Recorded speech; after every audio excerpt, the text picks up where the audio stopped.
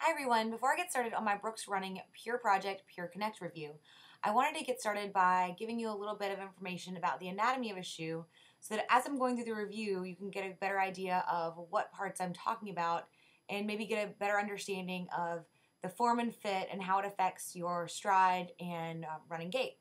So without further ado, here we go. What you might be familiar with are things like the lining area here, the tongue, the laces, the insole, and then the sole of the shoe. Moving from the front to the back, this is the forefoot of the shoe. Your midfoot falls along in here, and this is the heel or back foot area. This area up here is called your toe box. The toe box can be wider for some shoes or run narrower for others. I am a midfoot to forefoot runner, and so as I run, my toes spread, and so I like a roomy toe box. Everything up here, everything from the front to the back, all of this is called the upper of the shoe. In this case, it has got a mesh. I don't know if you can hear that. It's a mesh upper. These marks in here kind of make up the skeleton of the shoe, and those are called the overlay.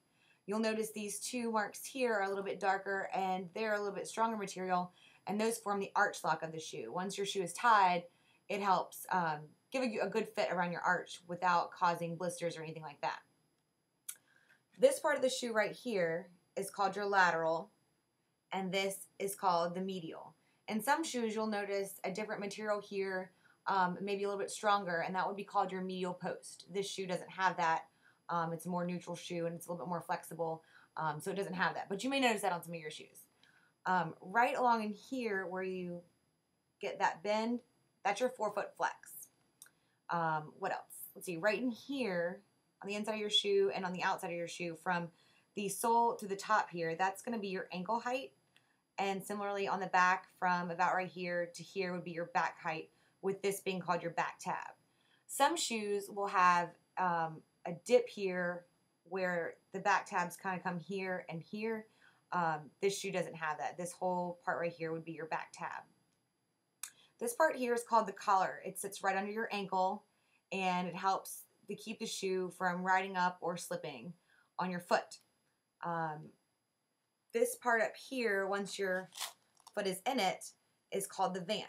If you can pinch about 1/4 of an inch, it might be too baggy for you. But if when your foot is in there and it's too tight, the shoe might actually be too tight for you. So this room here is called the vamp.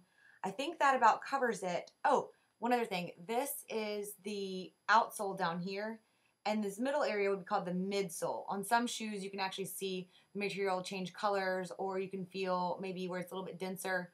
On this particular shoe, it's pretty much the same, and the midsole actually features the Brooks DNA, which I'll talk about in the post. So I think that is about everything that I'll talk about. So read below. Bye.